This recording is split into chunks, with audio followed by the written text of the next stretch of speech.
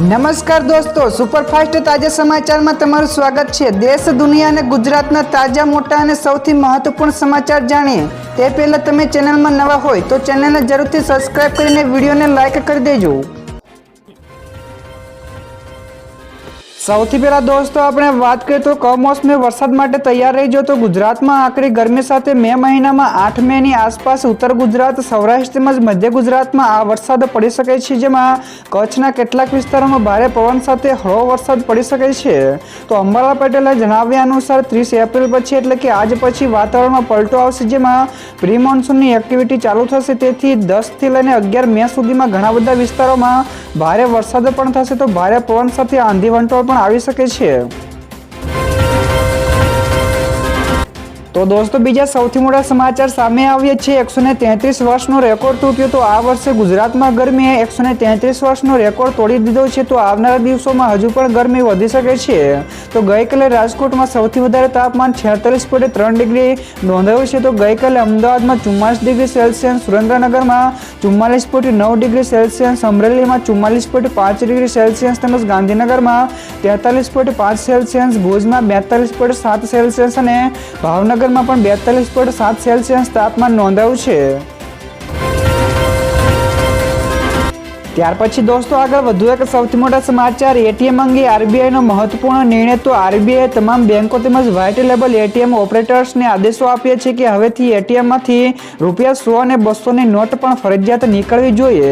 તો સામાન્ય નાગરિકોને નાની નોટોની ઉપલબ્ધતા સુનિશ્ચિત કરવા માટે આ પગલું લેવાયું છે। તો 30 સપ્ટેમ્બર 2025 સુધીમાં 75% એટીએમમાં અને 31 માર્ચ 2026 સુધીમાં 90% એટીએમોમાં ₹100 અને 200ની નોટ માટે એક કેસેટ અનિવાર્ય રહેશે। તો અત્યારે એટીએમમાં મોટા ભાગે 500ની નોટ જ નીકળે છે। તો દોસ્તો બીજા સૌથી અગત્યના સમાચાર, ભારતનો આ નિર્ણય પાકિસ્તાનને બહુ જ ભારે પડશે। જ્યાં દોસ્તો ભારત સરકારે ફાર્મા એક્સપોર્ટ પ્રમોશન કાઉન્સિલ પાસેથી પાકિસ્તાનમાં નિકાસ થતી બધી જ દવાઓ અને ફાર્મા ઉત્પાદનોની યાદી માંગી છે। તો ભારતમાંથી આયાત થતી દવાઓ અને કાચા માલ પાકિસ્તાનની દવાઓના 50 થી 60% જરૂરિયાતોને પૂર્ણ કરે છે। તો ભારતે હજુ સુધી દવાઓના નિકાસ ઉપર પ્રતિબંધોની જાહેરાત નથી કરી, પરંતુ પાકિસ્તાનની ચિંતાઓ વધી ગઈ છે અને તે રશિયા અને ચીનનો પણ સંપર્ક કરી રહ્યું છે। ત્યાર પછી આગળ દોસ્તો વધુ એક સૌથી અગત્યના સમાચાર, પીએમના નિવાસસ્થાને ઉચ્ચ સ્તરીય બેઠક। જ્યાં દોસ્તો દિલ્હીમાં પ્રધાનમંત્રીના નિવાસસ્થાને એક ઉચ્ચ સ્તરીય બેઠક ચાલી રહી છે। તો આ બેઠકમાં સંરક્ષણ પ્રધાન રાજનાથસિંહ, સીડીએસ અનિલ ચૌહાણ, એનએસએ અજીત ડોભાલ તેમજ ત્રણેય સશસ્ત્ર દળોના વડાઓ પણ હાજર છે। તો પહેલગામ હુમલા પછી કેન્દ્ર સરકારના મંત્રીમંડળની પહેલી બેઠક બુધવારે સવારે 11 વાગે યોજાશે। ત્યારબાદ દોસ્તો ફટાફટ આગળના બીજા સમાચારની વાત કરવામાં આવે તો પીએમ મોદીએ સેનાને સંપૂર્ણ છૂટ આપી। જ્યાં દોસ્તો પીએમ નરેન્દ્ર મોદીએ સંરક્ષણ મંત્રી રાજનાથસિંહ અને ત્રણેય સશસ્ત્ર દળોના વડાઓ સાથે ઉચ્ચ સ્તરીય બેઠક યોજી હતી। તો સૂત્રોના જણાવ્યા અનુસાર 1.5 કલાક ચાલેલી આ બેઠકમાં પીએમ મોદીએ સેનાને સંપૂર્ણ છૂટ આપી છે। તો તેમણે કહ્યું છે કે આતંકવાદનો યોગ્ય જવાબ આપવાનો આપણો દ્રઢ રાષ્ટ્રીય સંકલ્પ છે। જ્યારે પીએમ મોદીએ વિશેષમાં કહ્યું કે સશસ્ત્ર દળોને આપણા બદલાની પદ્ધતિ, તેના લક્ષ્યો અને તેના સમય અંગે ઓપરેશનલ નિર્ણયો લેવાની સ્વતંત્રતા પણ છે।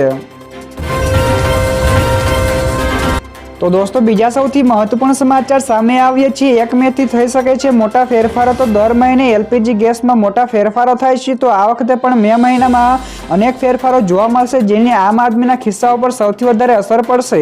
તો 1 મે થી એટીએમથી લઈને બેન્કિંગ, એફડી, રેલવેમાં પણ મોટા ફેરફારો થશે, જેમાં એટીએમમાંથી ઉપાડ ચાર્જ પણ વધશે, જ્યારે એલપીજી ગેસ ઉપર પણ અસર જોવા મળી શકે છે। તો એફડી અને બચત ખાતામાં પણ ફેરફારો થશે। તો સ્થાનિક બેંકમાં પણ ફેરફારો થઈ શકે છે।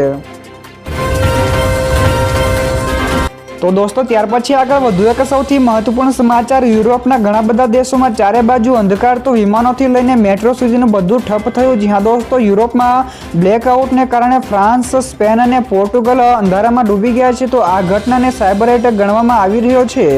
તો અધિકારીઓ કહે છે કે સંભવિત સાયબર હુમલાની શક્યતા નકારી ના શકાય। તો જો કે તપાસ હજુ ચાલુ છે। તો બ્લેકઆઉટને કારણે ટ્રેન અને ફ્લાઇટની સેવા પણ ખોરવાઈ ગઈ છે, જ્યારે સબવે નેટવર્ક, ફોન લાઇન તેમજ ટ્રાફિક લાઇટો, એટીએમ મશીનો અને ઘણું બધું ઠપ થઈ ગયું છે। ત્યાર પછી દોસ્તો આ સિવાયના બીજા સમાચારની ઝડપથી વાત કરવામાં આવે તો હુમલા અંગે તણાવના પગલે ભાજપ અધ્યક્ષની ચૂંટણીઓ લટકી. જ્યાં દોસ્તો પહેલગામમાં થયેલા આતંકી હુમલાના કારણે ભારત અને પાકિસ્તાન વચ્ચે તણાવ સતત વધી ગયા છે. તો આ પરિસ્થિતિને ધ્યાનમાં રાખીને ભાજપ હાઈકમાન્ડે રાષ્ટ્રીય અધ્યક્ષની ચૂંટણી હાલ માટે સ્થગિત કરી છે. તો પરિણામે ગુજરાત પ્રદેશ પ્રમુખની નિમણૂક પણ લટકી છે. તો હાલ ગુજરાતમાં સરકાર અથવા તો પક્ષ સંચાલનમાં કોઈ પણ ફેરફાર થશે નહીં. તો મે મહિનામાં નવી નિમણૂકોની તૈયારીઓ ચાલતી હતી જે હવે અટકી ગઈ છે. તો દોસ્તો બીજા સૌથી મોટા સમાચાર સામે આવ્યા છે. અમદાવાદમાં દેશના ઇતિહાસનું સૌથી મોટું ડિમોલેશન. જ્યાં દોસ્તો પહેલગામ આતંકી હુમલાની ઘટના બાદ સમગ્ર દેશમાં ગેરકાયદેસર વસતા પાકિસ્તાનીઓ તેમજ બાંગ્લાદેશીઓ સામે તવાઈ બોલાવવામાં આવી રહી છે. ત્યારે આ સાથે સૌથી મોટા ડિમોલેશન અંગે જો વાત કરીએ તો અમદાવાદમાં આવેલા ચંડોળા તળાવ વિસ્તારમાં અમદાવાદ મહાનગરપાલિકા સહિત જિલ્લા વહીવટી તંત્ર દ્વારા આ ડિમોલેશનની પ્રક્રિયા હાથ ધરવામાં આવી છે. તો દોસ્તો ત્યાર પછી આગળ વધુ એક સૌથી મોટા સમાચાર. રાજસ્થાનમાં ગરમીએ 7 વર્ષનો રેકોર્ડ તોડ્યો. જ્યાં દોસ્તો ગઈકાલે રાજસ્થાનમાં ગરમીએ 7 વર્ષનો રેકોર્ડ તોડી નાખ્યો છે. જેમાં જેસલમેરમાં દિવસનું તાપમાન 46.2 ડિગ્રી સેલ્સિયસ નોંધાયું હતું. તો એપ્રિલ મહિનામાં નોંધાયેલું આ સૌથી વધારે તાપમાન છે. તો આ પહેલા 30 એપ્રિલે 2018માં જેસલમેરમાં તાપમાન 46.1 ડિગ્રી નોંધાયું હતું. તો જેસલમેર ઉપરાંત બાડમેરના તાપમાન પણ 46.4 ડિગ્રી નોંધાયું છે. તો જોધપુરમાં તાપમાનનો પારો 44.4 ડિગ્રી સુધી પહોંચી ગયો છે. તો ઘણા બધા શહેરોમાં તાપમાન 40 ડિગ્રીથી ઉપર રહ્યું છે. તો દોસ્તો બીજા સૌથી અગત્યના સમાચાર સામે આવ્યા છે. પહેલગામ હુમલાની ચારધામ યાત્રા ઉપર અસર થઈ તો 50% બુકિંગો રદ થયા. જી હા દોસ્તો પહેલગામ નજીક થયેલા આતંકી હુમલાના પગલે પ્રવાસીઓમાં ભયનો માહોલ છે. તો ખાસ કરીને ગુજરાતમાંથી કાશ્મીર યાત્રાનો મોટાભાગનું અને યાત્રાધામ ચારધામનો અંદાજે 50% બુકિંગ રદ થઈ ગયું છે. તો આના કારણે ટૂર ઓપરેટરોને ઉનાળુ સિઝનમાં મોટો આર્થિક ઝટકો લાગી શકે છે. તો યાત્રાળુઓ હવેથી કાશ્મીરની જગ્યાએ ઉત્તરાખંડ, હિમાચલ પ્રદેશ તેમજ કેરલા તરફ વળી રહ્યા છે. તો ધાર્મિક યાત્રાનો અને પર્યટન બંનેનો ઘટાડો નોંધાયો છે. ત્યારબાદ દોસ્તો ફટાફટ આગળના બીજા સમાચારની વાત કરવામાં આવે તો ભારતે યુએનમાં પાકિસ્તાન ઉપર પ્રહારો કર્યો. જ્યાં દોસ્તો સંયુક્ત રાષ્ટ્રમાં ભારતનો પક્ષ ભારતીય રાજદ્વારી યોજના પટેલ દ્વારા રજૂ કરવામાં આવ્યો હતો. તો કોઈનું નામ લીધા વિના તેમણે પોતાના ભાષણમાં કહ્યું કે પાકિસ્તાનના સંરક્ષણ પ્રધાન ખ્વાજા હાફિઝે રાષ્ટ્રીય ટેલિવિઝન ઉપર આખી દુનિયા સમક્ષ કબૂલાત કરી છે કે તેમણે આતંકવાદીઓને તાલીમ અને ભંડોળ પૂરું પાડ્યું છે. દુર્ભાગ્યપૂર્ણ છે કે એક ખાસ પ્રતિનિધિ મંડળ ભારત વિરુદ્ધ પ્રચાર ફેલાવી રહ્યું છે. તો દોસ્તો બીજા સૌથી મહત્વપૂર્ણ સમાચાર સામે આવ્યા છે. મોરબી પુલ દુર્ઘટના કેસને લઈને આવ્યા મોટા સમાચાર. તો મોરબી પુલ દુર્ઘટના કેસે આખા દેશમાં ચર્ચાનો વિષય બન્યો હતો. તો આ મામલે હવે નવી અપડેટ સામે આવી છે. જેમાં આ કેસના મુખ્ય આરોપી જયસુ પટેલ સહિતના 10 આરોપીની ડિસ્ચાર્જ અરજી મોરબી સેશન્સ કોર્ટે ફગાવી દીધી છે. તો 30 ઓક્ટોબર 2022ના રોજ મોરબીમાં ઝૂલતા પુલ તૂટી ગયો હતો. તો આ દુર્ઘટનામાં 135 જેટલા લોકોના મોત પણ થયા હતા. તો દોસ્તો ત્યાર પછી આગળ વધુ એક સૌથી મહત્વપૂર્ણ સમાચાર. છોટાઉદેપુરમાં 69 જેટલા ડોલોમાઇટ ખાણ બંધ થયા. જી હા દોસ્તો છોટાઉદેપુર જિલ્લામાં સરકારના એક નિયમને કારણે છોટાઉદેપુરના 69 જેટલા ડોલોમાઇટ ખાણ બંધ થઈ ગઈ છે. તો આમ થવાથી ડોલોમાઇટ ઉદ્યોગ સંલગ્ન એકમોને મળીને લગભગ 30,000 જેટલા લોકો બેરોજગાર થઈ ગયા છે. તો આ ખાણો ચલાવવા માટે વર્ષોથી જિલ્લા કલેક્ટર દ્વારા એન્વાયરમેન્ટ સર્ટિફિકેટ આપવામાં આવતા હતા. પરંતુ નેશનલ ગ્રીન ટ્રિબ્યુનલ દ્વારા એક નિયમ બનાવીને કલેક્ટર પાસેથી એન્વાયરમેન્ટ સર્ટિફિકેટ આપવાની સત્તા લઈ લીધી છે.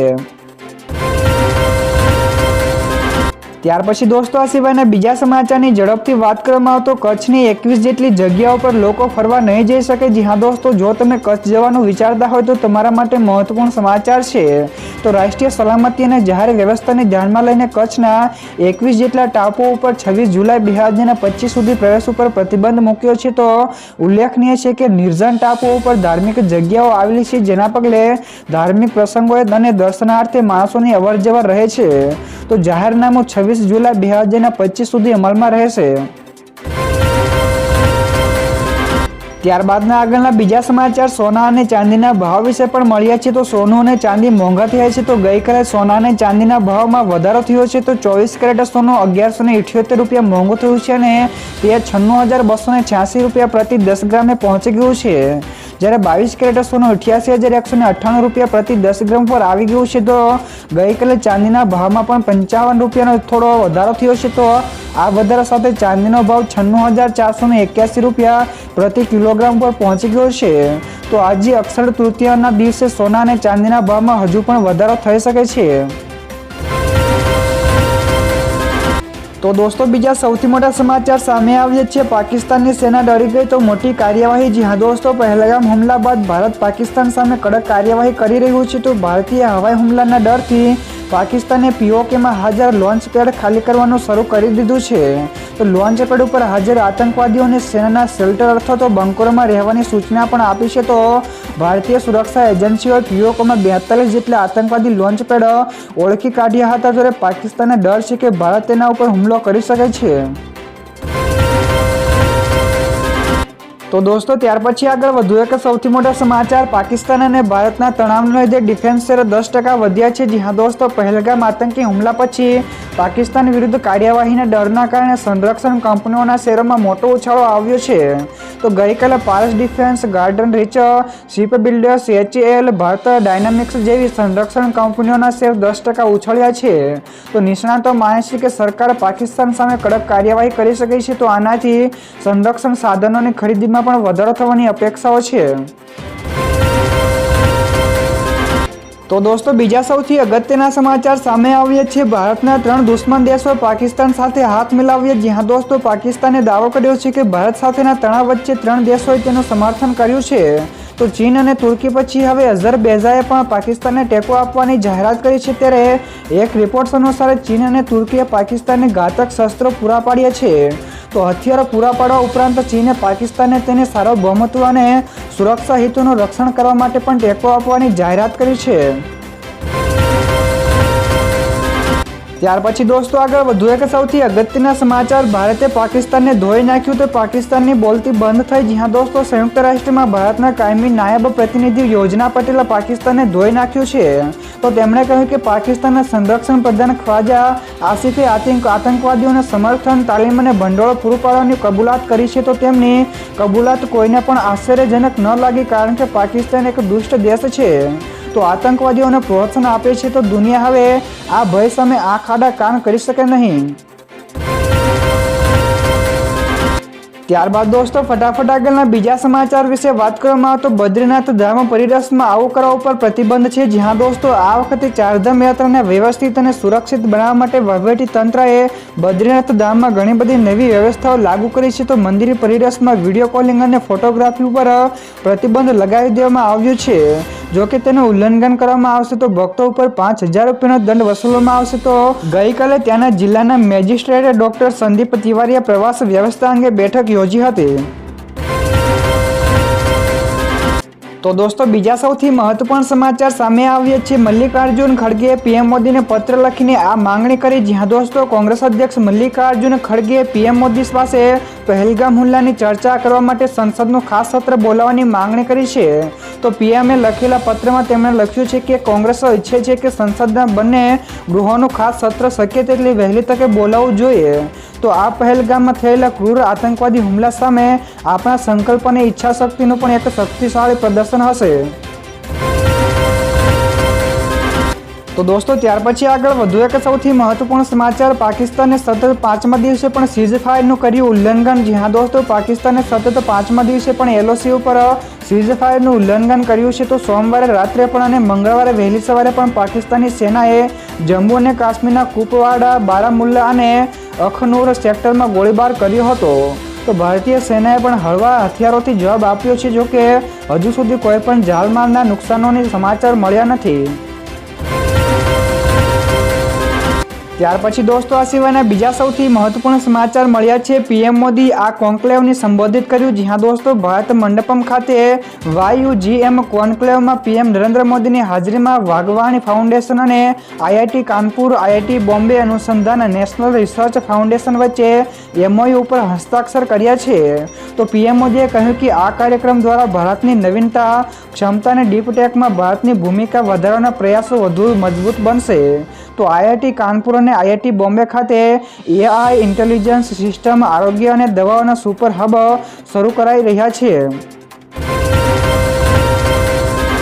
ત્યાર પછી દોસ્તો આ સિવાયના બીજા સમાચારની ઝડપથી વાત કરવામાં આવે તો હાઈકોર્ટનો મોટો નિર્ણય. જ્યાં દોસ્તો અમદાવાદના ચંડોળા તળાવ ડિમોલેશન મુદ્દે હાઈકોર્ટની સુનાવણી થઈ છે, જેમાં અરજદારોએ કહ્યું છે કે કાનૂની નીતિ અને નિયમો વિરુદ્ધ ડિમોલેશન થઈ રહ્યું છે, તો ત્યાં રહેતા લોકો બાંગ્લાદેશી હોવાનું પણ પુરવાર થયું નથી. તો કોર્ટે આ અરજીને નકારી કાઢી છે અને ડિમોલેશનની લીલી ઝંડી પણ આપી દીધી છે. તો આમ ચંડોળામાં ડિમોલેશનની કામગીરી યથાવત રહેશે.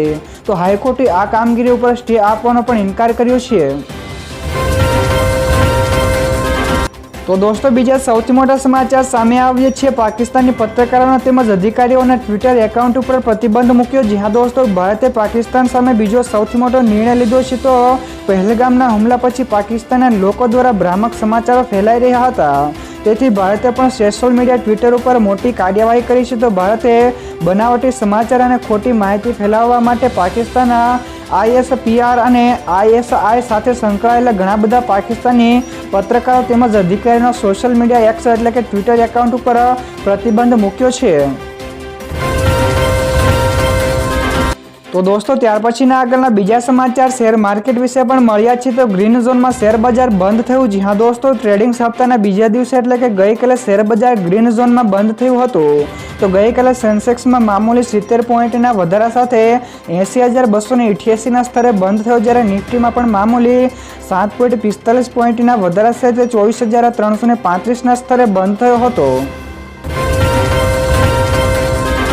તો દોસ્તો બીજા સૌથી અગત્યના સમાચાર સામે આવ્યા છે. કેનેડાથી આવ્યા મોટા સમાચાર. તો કેનેડિયન સામાન્ય ચૂંટણીમાં લિબરલ પાર્ટી ફરી એકવાર જીતી ગઈ છે. તો કેનેડાના PM માર્ક કાર્નીની લિબરલ પાર્ટીના હાઉસ ઓફ કોમન્સમાં 343 બેઠકોમાંથી 167 બેઠકો જીતી લીધી છે. તો માર્ક કાર્ની પહેલા લિબરલ પાર્ટીના નેતા જસ્ટિન ટ્રુડો હતા, તો જેમણે જાન્યુઆરીમાં PM અને પાર્ટીના નેતા પદ ઉપરથી રાજીનામું આપવાની જાહેરાત કરી હતી. તો ટ્રુડોના કાર્યકાળ દરમિયાન ભારત અને કેનેડા વચ્ચેના સંબંધો ખૂબ જ તણાવભર્યા રહ્યા હતા. તો દોસ્તો બીજા સૌથી મહત્વપૂર્ણ સમાચાર સામે આવ્યા છે. આજે આયુષ્યમાન ભારતનો દિવસ છે. જ્યાં દોસ્તો 30 એપ્રિલના રોજ એટલે કે આજ રોજ આયુષ્યમાન ભારતનો દિવસ છે. તો નોંધનીય છે કે આયુષ્યમાન ભારત હેલ્થ એકાઉન્ટ હેઠળ ગુજરાતના 70% નાગરિકોનું રજીસ્ટ્રેશન થઈ ગયું છે. તો ગુજરાતમાં 4.77 કરોડથી વધારે નાગરિકોએ આભા માટેની નોંધણી કરાવી છે. તો દેશની 100 ABDM માઇક્રોસોફ્ટમાં ગુજરાતના ભાવનગરનું સર્વશ્રેષ્ઠ પ્રદર્શન નોંધાયું છે.